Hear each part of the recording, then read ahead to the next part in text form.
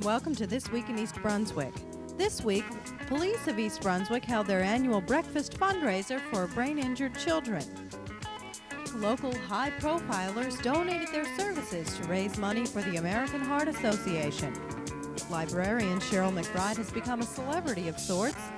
And speaking of celebrities, Chic Streetman, a jazz and blues guitarist, entertained a huge audience at the library. Also coming up, a preview for the library book sale, the Affirmative Action Awards at the high school, and up-to-date healthcare information from chiropractor Mike Spadafino. All of this and more coming up, including Doug Halvorsen, Judith Lebline with information about Radon, and our regular council review. But first, Channel 8 has a wide variety of programming next week. Monday morning at 10 o'clock, Lenore Kulik tones From the Waist Up on Look Great, Feel Great. At 10:30, it's time for preschoolers to enjoy some good books on stories from the library. Tuesday evening at 7, get some tips on your taxes with CPA Jim Matthews and host Paul Hansen on You and Your Money. At 7:30, John Runyon and guests Marianne and Don Warenberg tell how to find everyday information on business bylines. Wednesday, school libraries focus on curriculum on Spotlight on Education at 7:30, and at 8 o'clock, Stuart Davis's 18 goes on location at the Winmore Racquet Club. Thursday's schedule includes This Week in East Brunswick at 7 and 8, and Let's Talk Health at 7:30. Host Ken Shalhoub and guest Dr. Elliot Goldberg discuss attention deficit disorders. Check the Channel 8 program guide for Saturday's schedule. My name is Ralph Lamo. I'm the president of the East Brunswick Special Police Association, and I am speaking to you from the ballroom of the Ramada Renaissance Hotel in East Brunswick. The people at the Ramada were gracious enough to allow us the use of their beautiful facility to run our annual breakfast, which benefits the brain-injured children of East Brunswick. This is our 7th annual affair. We have it every year around this time, and all monies, including donations, go to the benefit of the brain-injured children, specifically the East Brunswick Association for the Brain-Injured Children. This is sponsored by the East Brunswick Special Police and the regular police department. What we do is, after obtaining permission from the county prosecutor, we solicit food and from all local merchants, and we have a multitude of companies that provide us with ham, bacon, pancakes, eggs, rolls, donuts, coffee, tea, you name it. And this is all provided free. We bring it down here to the Renaissance, and the chefs prepare it, and we have about 85 volunteers that are policemen, their wives, their families, members of the Brain Injured Children Association, who work as waiters and bus boys and what have you. Today we even have the mayor out there. The mayor of East Brunswick's out there serving Danish or something. This is usually a great affair. I think this year will be our best because of the facility, the size of the facility.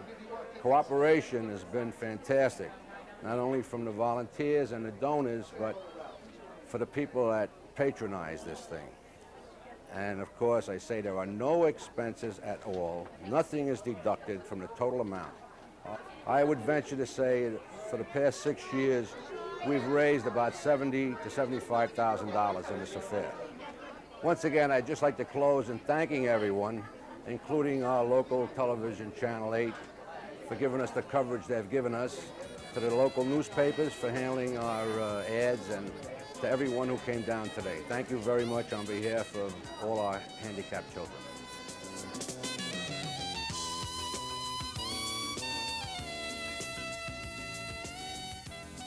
Hi, I'm Josephine Fiamingo. It's that time again. The East Brunswick Friends of the Library's 16th Annual Bargain Book Sale is here. With me to discuss the sale is Lucretia Lipper. She is a board member of the East Brunswick Friends of the Library who gets actively involved in the sale each year. Lucretia, let's tell everyone first when the book sale will be and where so that they can mark their calendars. Okay, this year the book sale will be from Tuesday, March 6th through Sunday, March 11th, and preview night will be Monday, March 5th from 7 to 9. The rest of the week, the sale will be held during mall hours at the Brunswick Square Mall. I see. And tell me a little bit about the selection and how many books are going to be there. Well, we have something over 80,000 books this year, and categories. Lots of books. Lots of books. And we have fiction and nonfiction in both hardcover and paperback, and history, biography, children's books, and a selection of textbooks. Mm-hmm. About how many categories would you say will be offered of books? Oh, approximately 25 at least. And will there be other items there other than books? Yes, once again this year we're having video cassettes from the library, and we'll have computer software and some records. And from what I understand, there'll be new selections daily. Is that true? Will people be able to find new things? Oh yes, we have a very large number of books, and we'll be replenishing our tables each day. And I also understand that the sale attracts used book dealers from as far away as Philadelphia, Connecticut, Manhattan, and even all over New Jersey. Give me an idea of what like a preview night has been like in the past. Well, usually these dealers start lining up an hour and a half ahead of opening time, and the line snakes all around the book sale area, and they just can't wait to be let in and have a go at the books. I think there's something like 25 or 30 different dealers who do come to the sale each year. It's quite an experience, that preview night, isn't it? Oh, yes, yes. The books do find good homes thanks to the East Brunswick Friends of the Library. Again, the dates for the sale is March 5th through the 11th at the Brunswick Square Mall. Come and take some good books home. Hi, are you rattled by radon? Are you confused by what you hear and what you read about the possible health risks to you and your family? Here's your opportunity to get all of your questions answered. The Environmental Commission has joined with SAVE, Students Against Violating the Environment, and the Advisory Health Council to put on a town meeting about radon. It's scheduled for Tuesday, March 6th at 7:30 p.m. at the East Brunswick Public Library. We'll have a speaker from the Department of Environmental Protection, Dr. Mohammed Rahman. He'll help you understand more about radon and give you an opportunity to have your questions answered. You can get the latest info, you can have your questions addressed, and you can also hear the latest from DEP about their tier rating. Don't forget, Tuesday, March 6th, 7:30 p.m. here at the library. Please join us. Hi, I'm Joe Spicuzzo, Sheriff of Middlesex County, and we're here tonight at the Ramada Renaissance, raising some money for the American Heart Association. We're having a good time tonight on behalf of a good cause. I have people here such as Mayor Sinagra from East Brunswick and Mayor Balasek from Spotswood, and we're having a fun time here, and thanks to the Ramada Renaissance, we're helping raise a lot of funds for the American Heart Association for a good cause. I want to thank WCTC and Jack Shreve for all the work that they've done on behalf of the American Heart Association, and hope next year we all see you out here. I've been the chairman for Operation Heartbeat for the past 15 years, and this is our first Celebrity Waiter program. We intend to have it again next year and every year, make it grow to a bigger and better celebration. Hi, I'm Jack Sinagra, and tonight we're here raising money for the American Heart Association. And tonight I've invited some of East Brunswick's, quite a real noisy here though, East Brunswick's finest. And in order for them to participate tonight, they have to pay for everything I serve them, including forks, knives, water, and ponchos when I was serving soup. And I have to say I didn't spill anything on anyone. And it's a good cause, and we're all having a lot of fun. And I wish everybody would contribute to the American Heart Association. Thanks.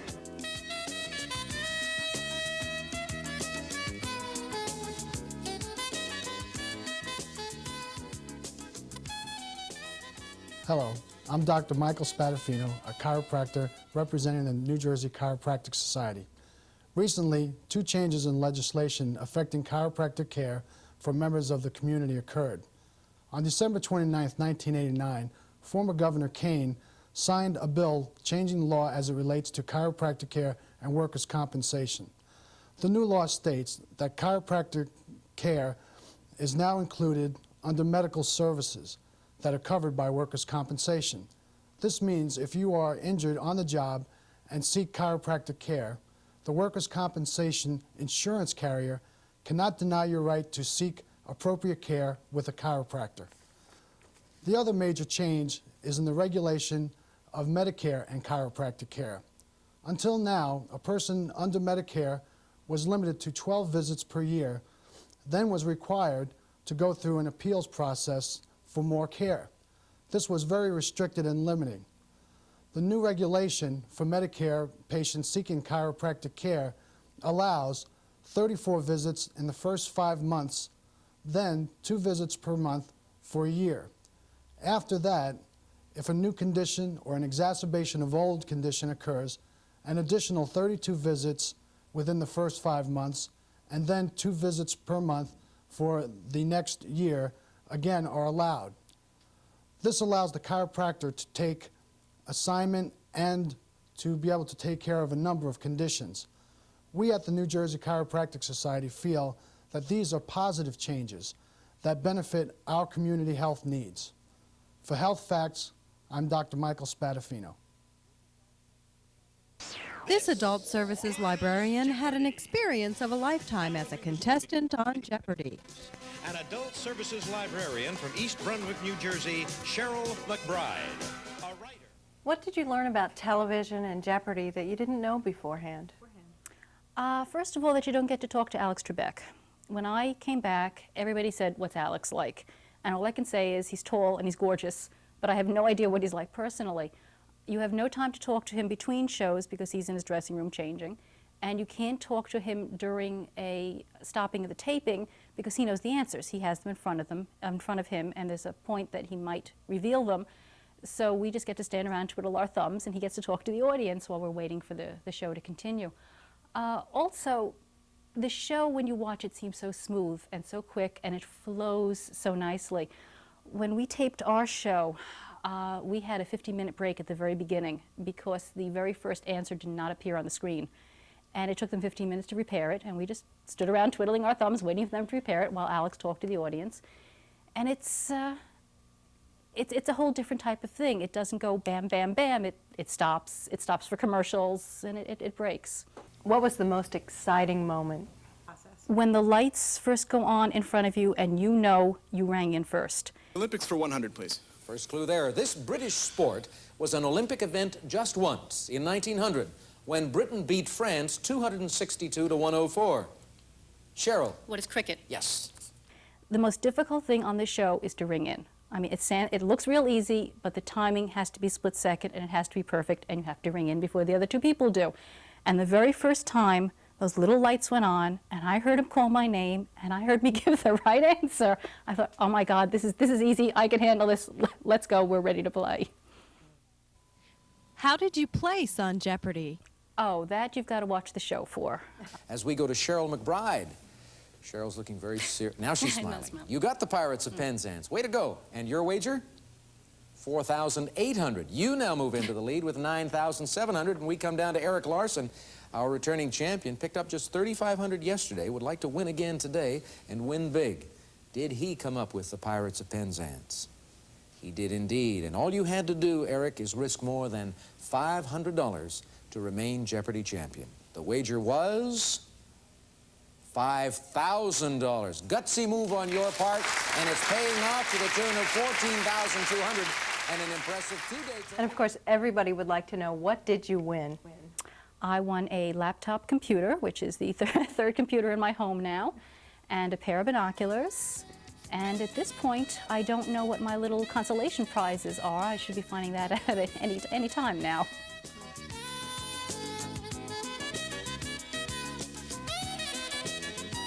Hi, I'm John Runyon. I'm the 1990 Memorial Day Parade Director for the Township of East Brunswick. Something very important and very exciting is going to be happening in East Brunswick on May 27, 1990, beginning at 1 o'clock. It's going to be important because it's Memorial Day. It's our observance of our freedom, and it's our memorial to those men and women who gave their lives in defense of our freedoms. That's the important part. The exciting part is that the ceremonies, the memorial service, will be preceded by a parade again in East Brunswick. We've been working very hard to make this Memorial Day Parade in 1990 a very exciting event. I want to thank the Mayor and Council of East Brunswick for reinstituting it.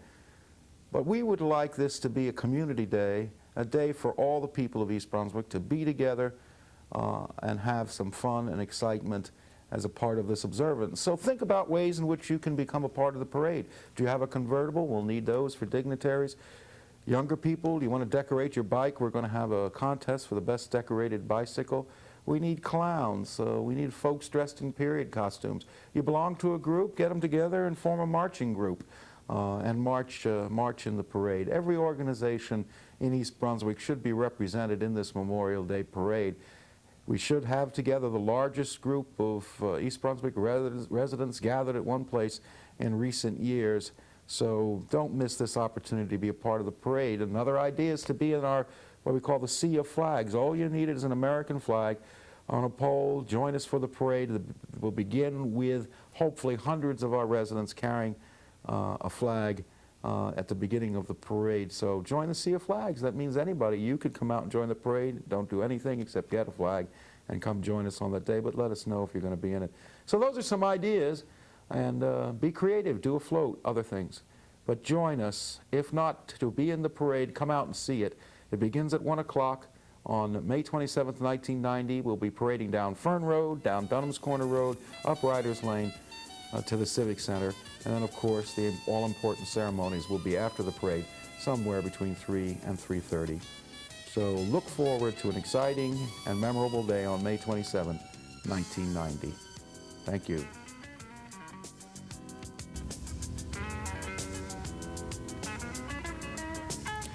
Welcome. I'm Doug Halvorsen, Director of Consultation and Education for the Middlesex County Mental Health Clinic.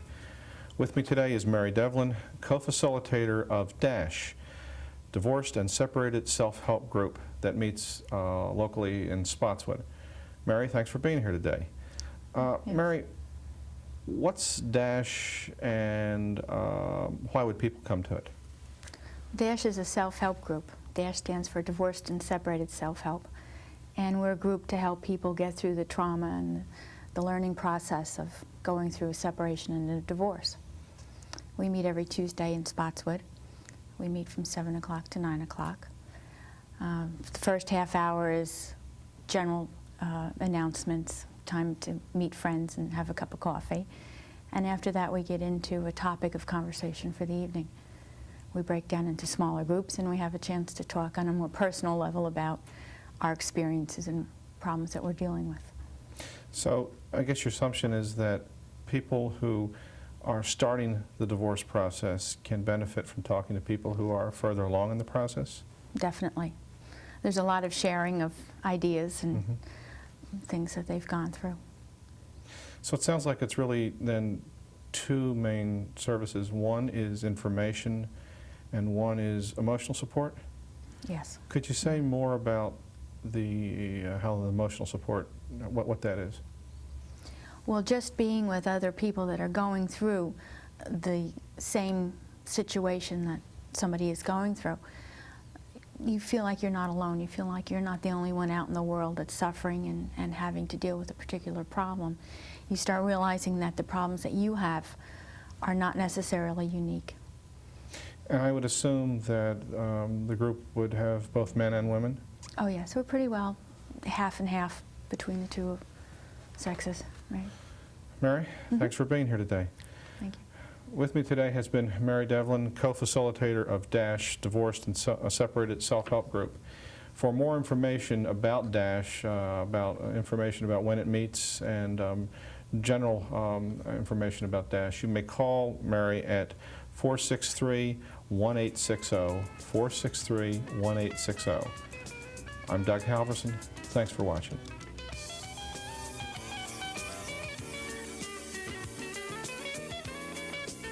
Hi, I'm Douyvasta with your Arts Update for This Week in East Brunswick, and I'm here with singer, composer, guitarist, Chic Streetman at the East Brunswick Library, and welcome to East Brunswick. Thank you, Dolly. Do I have to use the whole title, Chic Streetman, or can I just call you Chic? You can call me Chic. I'm feeling silly right now. It's okay. As long as we're on silly, where did the Chic Street Man come from? Where did the Chic Street Man come? Me or the name? No, but the name. The name. Well, Streetman is my last name. It is. It's my family name. And nobody really knows that, but now everybody knows it. That's right. It's my last name. It was actually one word, Streetman, and I broke it up into two words about 5 years ago. Because nobody ever noticed it, when you put it on a mark. I used to sing with this fellow named Mississippi Charles Bevel, and we would be advertised as Mississippi Charles Bevel and Chic Streetman, and Mississippi would always be in quotes. Everybody would notice, but nobody would ever see or hear Chic Streetman.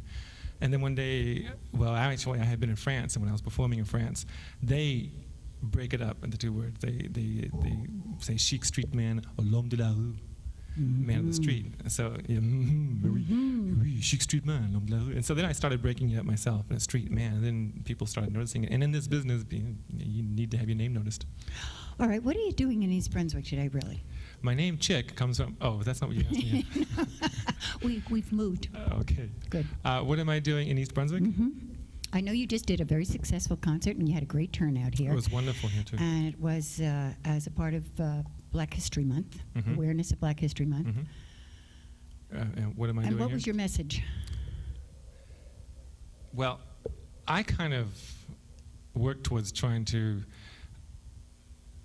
see things in a positive way in my life, and my message basically is to try and be as positive as you possibly can. I consider myself a musical ambassador for peace and human rights, and my message, that's the bottom line for what I'm trying to say to people, that to keep your hearts open and to know that things that are different from you can be good for you. And right about this time, this guy came up from behind me and started yelling, "The hell with all this peace stuff. Bombs is what we need. Bombs. Just blow everything and everybody out. Bombs. That'll bring peace to the world." And I thought to myself, well, that's weird. That's strange. Do I need to stay up on stage? Should I get out of here? I asked myself the question at the time, what time is it? Because I had the opportunity to get on out of there. And that was the beginning, I think, the germination of this particular song, which is called What Time Is It? And as we do the song, I'd like you to ask yourself the question, what time is it? There's a lot going on in the world right now that all of us can be a part of in terms of making this world a better place. We each need to find our own little niche and make something happen. The song, what time is it?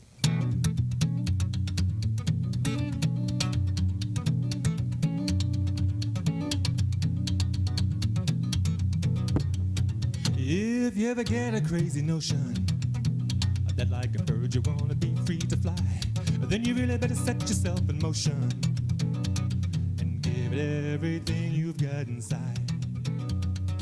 And if you ever make it to the water, but the water's up too high, ain't nobody ever gonna say you oughta try to make it to the other side. Tell me, do you wanna jump back? Tell me, do you wanna jump back? People tell me, do you wanna jump back in time? Tell me, do you wanna jump back? People tell me, do you wanna jump back? Just tell me, do you wanna jump back in time? Look here. Well, any time that you free yourself instead of waiting on somebody else, what time is it? People, what time is it? Well, any time that you've opened the door to making love instead of making war, what time is it? Tell me, what time is it? Well, any time that you shake the nation with a little bitty peaceful confrontation, what time is it? People, what time is it? Any time that you make a stand and start loving everybody like you know you can, what time is it? Do you really want to be a part of a solution? I guess, keep your hearts open, or open your hearts. Take a risk, take a chance, but that's more than one sentence. Did you say one sentence or one word? No, I said one thought, but it's close. It's close. It's okay. It's a Listen, big thought. Yes, it is. It's a big thought, and I made you condense it. Right. Okay. You just finished performing up at Crossroads. What do you think of Crossroads? I love Crossroads. Crossroads was wonderful. Crossroads feels like family to me. And when you travel around, and I've been doing a lot of that more in the recent years, that is traveling. And a lot of it I do solo by myself. It's nice to go into a situation and feel at home there. And the people at Crossroads are very wonderful. The the quality of the work that they do is very wonderful. Oh, it is. And yeah, and so it just felt sliding in there was real natural for me. And then when I went back home to California and just came back here a couple of days ago, it just, again, it felt like coming back home, which was real nice. I am getting such a high sign that you can't believe. That's going all kinds of motions. Wave back to them. Wave back. That's nice, but they're going to cut us right off in a minute. Okay. But thank you so much for coming out to East Thank you Brunswick. too, Dolly. You're marvelous. Thank you. Take care. Okay. The annual Affirmative Action Advisory Committee Awards were held at the high school on Tuesday. Students in 2nd, 4th, 5th, 8th, and 9th grades and the 11th grade writing classes participated in a contest sponsored by the committee. Over 130 students received award ribbons in the writing category. Another 200 students received awards in the arts category. The purpose of the contest is to get students thinking about equal education and equal opportunity and to recognize them for that. Entertainment for the awards ceremony was provided by the Chic School Chorus. This week brings to a close Channel 8's 6th season of East Brunswick High School sports coverage. Over the past 6 months, we've brought football, soccer, gymnastics, basketball, and wrestling into the homes of township residents. The staff of Channel 8 would like to thank John Megliaro, Jimmy Allender, and Phil Hill for taking time out of their busy schedules. They volunteer their services as commentators for each of the 25 events we cover during the fall and winter sports seasons. It is their dedication and professionalism which make our sports coverage one of the most popular of Channel 8's programs. We also would like to thank Athletic Director Frank Knoppenberger and Athletic Events Coordinator Mike Palumbi for their assistance in making our tapings possible. We'll return with more in September when we'll begin our 7th season of sports coverage on Channel 8. At Monday night's action meeting, Councilman William Kirk and Richard Walling voted against a resolution which would have balanced the administration's proposed 1990 budget. The resolution called for $100,000 in interest on Edgeboro Landfill Community Benefits Funds to be transferred into this year's operating budget. This would have balanced the proposed 1990 budget with no municipal tax increase. Because a 4-1 vote was needed to use the host community benefits funds, the resolution was defeated even though Councilman Joseph Hudak, Ira Skowski, and Irving Sporn supported the resolution. Mayor Jack Sinagra says the resolution's defeat will require the administration to balance the budget by proposing a property tax increase. But Walling says the budget can still be cut by over $200,000. Budget hearings will be starting this month, where council members will be able to recommend cuts. Meanwhile, the town's administrators are required to submit a balanced budget to the state, which at this point includes a $100,000 tax increase. Also Monday night, senior citizens came out in force to hear the council adopt a resolution regarding the expansion of the senior center. They will be getting a larger lounge added to the facility. The agenda also included discussion of the Community Block Grant, which is being used to fund a low-income senior housing project. This matter will be voted on at a special action meeting this Monday.